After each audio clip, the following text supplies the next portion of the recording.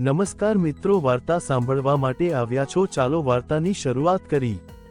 હિમાચલની ઠંડી ખીણોમાં, જ્યાં વાદળો પર્વતોને ચુંબન કરે છે, જોન્સી કોફી શોપમાં બેઠી હતી। તેની આંગળીઓ ગરમ કોફીનો મગ પકડી રહી હતી। તેની આંખો બારી બહાર ઝળહળતા વરસાદને જોઈ રહી હતી।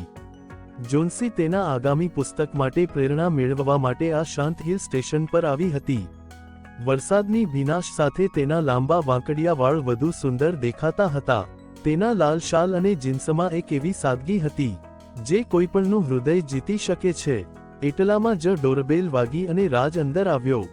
વરસાદથી તેનું જેકેટ ભીનું હતું અને તેના વાળમાંથી પાણીના ટીપાં ટપકતા હતા। તેની ઘેરી ભૂરી આંખો અને હળવા સ્મિતે જોન્સીનું ધ્યાન ખેંચ્યું। રાજ ફોટોગ્રાફર હતો।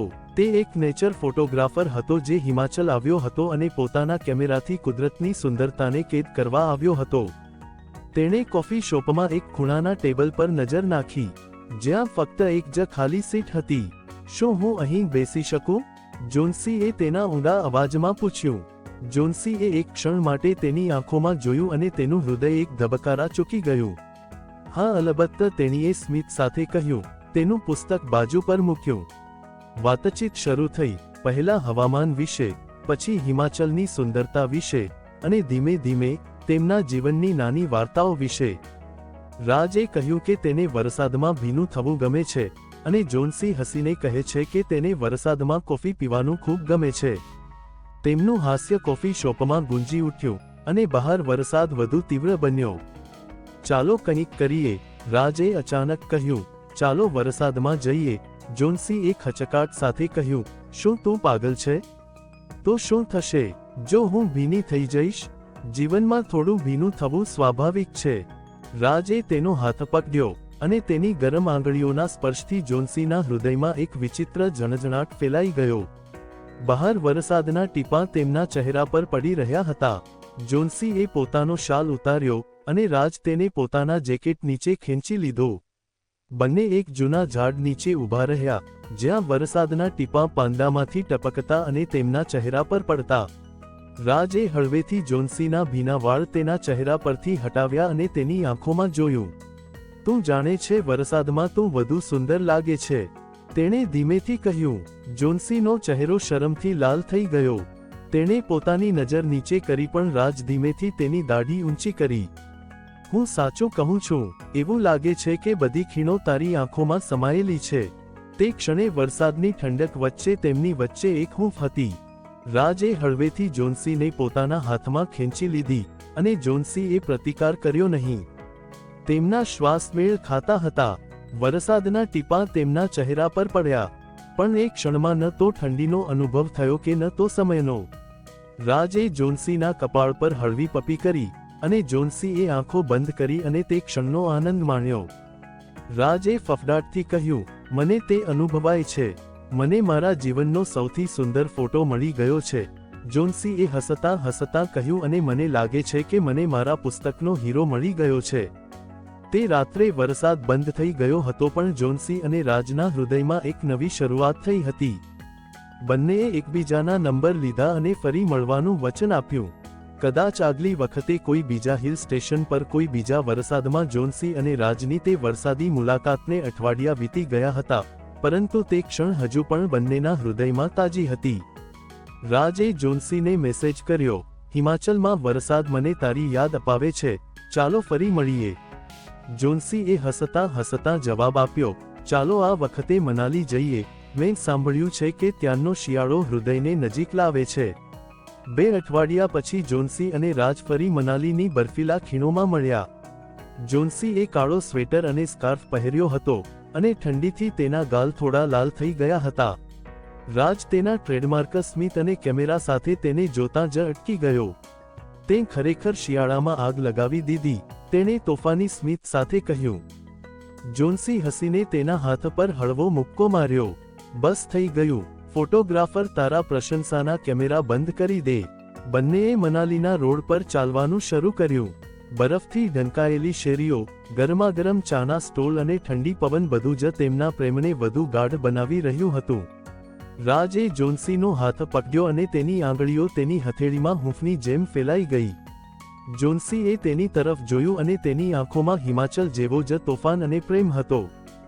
સાંજ પડતા જ બંને એક નાના લાકડાના ઘર પર રોકાયા, જ્યાં રાજે પહેલેથી જ એક ખાસ રાત્રિ ભોજનનું આયોજન કર્યું હતું. ઘરની અંદર ફાયરપ્લેસની હૂંફ અને બહાર બરફવર્ષાનો નજારો વાતાવરણ સ્થિર હોય તેવું લાગતું હતું.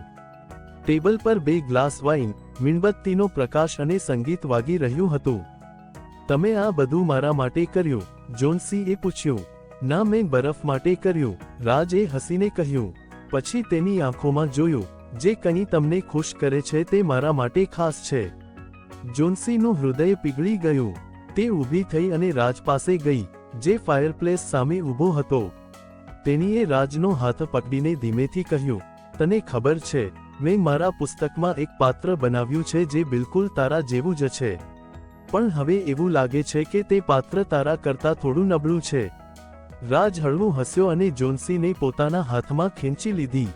તેની આંગળીઓ જોન્સીના વાળમાંથી પસાર થઈ રહી હતી અને તેનો શ્વાસ તેના કાનની નજીક હતો. તો તમારા પુસ્તકનો અંત બદલો, તેણે ફફડાટથી કહ્યું, અને અમને તેમાં કાયમ માટે લખી દો. તે ક્ષણે ઝૂંપડીની ગરમી અને બહારની ઠંડી વચ્ચે તેઓ એટલા નજીક હતા કે તેમના શ્વાસ એકબીજા સાથે ભળી ગયા હોય તેવું લાગતું હતું. રાજે જોન્સીના ગાલને પોતાના હાથમાં લીધા અને તેના હોઠને હળવેથી પપી કરી. પપી એટલી નરમ હતી કે તેનાથી જોન્સીના શરીરમાં ધ્રુજારી ફેલાઈ ગઈ.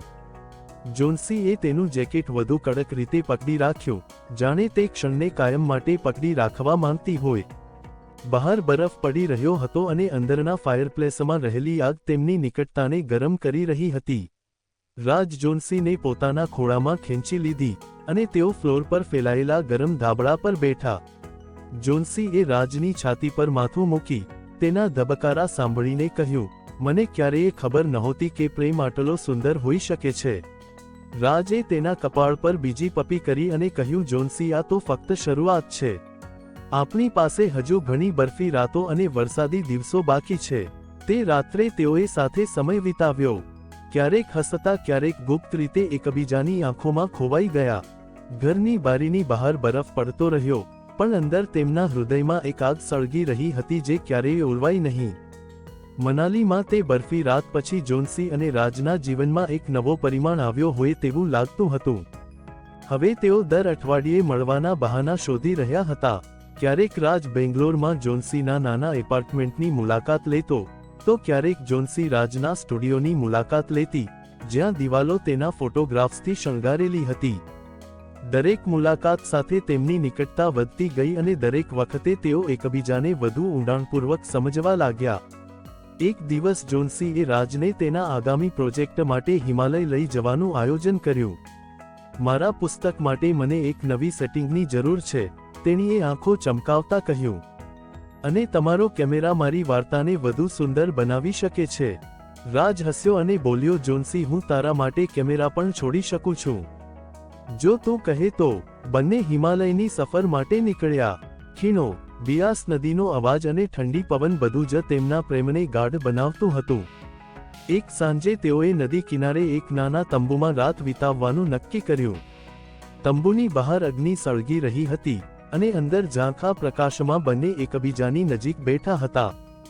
જોન્સીએ રાજનું જેકેટ ઉતાર્યું અને તેના ખભા પર હાથ મૂક્યા. તેની આંગળીઓ રાજની ગરમ ત્વચા પર અટવાઈ ગઈ અને તેનો શ્વાસ ઝડપી થયો. તને ખબર છે, જોન્સીએ ધીમેથી કહ્યું, મને લાગે છે કે હું. તે થોભી ગઈ, જાણે શબ્દો શોધી રહી હોય. તે વાત પૂરી કરે તે પહેલાં રાજ તેને પોતાના હાથમાં ખેંચી લીધી. તારે કંઈ કહેવાની જરૂર નથી જોન્સી, હું તારી આંખોમાં બધું વાંચી શકું છું. તેણે જોન્સીના હોઠને સ્પર્શ કર્યો, અને આ વખતે પપી પહેલા કરતાં વધુ ઊંડું અને વધુ ઉત્સાહપૂર્ણ હતું. જોન્સીએ તેના શર્ટના બટન ખોલવાનું શરૂ કર્યું, અને રાજની આંગળીઓ જોન્સીના સ્વેટરની નીચે કમર સુધી ફરવા લાગી.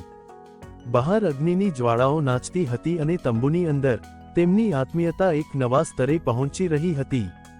પણ પછી રાજનો ફોન વાગ્યો. તેણે અનિચ્છાએ ફોન ઉપાડ્યો અને બીજા છેડેથી આવતા અવાજે તેનો ચહેરો ગંભીર બનાવી દીધો. જોન્સીએ રાજની આંખોમાં એક વિચિત્ર અસ્વસ્થતા જોઈ. શું થયું? તેણીએ પૂછ્યું. તેના અવાજમાં ચિંતા હતી. કંઈ નહીં, રાજ ઝડપથી કહ્યું. પણ તેના અવાજમાં થોડો ધ્રુજારી હતી. બસ એક જૂનો મિત્ર હતો. જોન્સીને વિશ્વાસ ન થયો. તેણીએ રાજનો હાથ પકડીને કહ્યું, રાજ, તું મારાથી કંઈક છુપાવી રહ્યો છે. શું વાત છે? રાજે ઊંડો શ્વાસ લીધો અને જોન્સીની આંખોમાં જોયું. જોન્સી, હું તને બધું કહેવા માંગુ છું, પણ એ એટલું સરળ નથી. જોન્સીનું હૃદય વધુ ઝડપથી ધબકવા લાગ્યું. તારો મતલબ શું છે? શું તું મારાથી કંઈક છુપાવી રહ્યો છે? રાજે તંબુની બહાર અગ્નિ તરફ જોયું. જાણે કોઈ જવાબ શોધી રહ્યો હોય તેમ તેણે ધીમેથી કહ્યું, મારા જીવનમાં એક સમય એવો હતો જ્યારે હું કોઈ બીજાની ખૂબ નજીક હતો. તેનું નામ માનસી હતું. તે મારી ફોટોગ્રાફીની દુનિયાનો ભાગ હતી. પણ કંઈક થયું અને અમે અલગ થઈ ગયા. તે ફોન તેણીનો હતો. વાર્તા ચાલુ રહેશે. તો મિત્રો, આ આજની વાર્તા હતી. એક એવી વાર્તા જે રહસ્યો, લાગણીઓ અને પ્રશ્નોથી ભરેલી હતી. ધન્યવાદ દોસ્તો વાર્તા સાંભળવા માટે.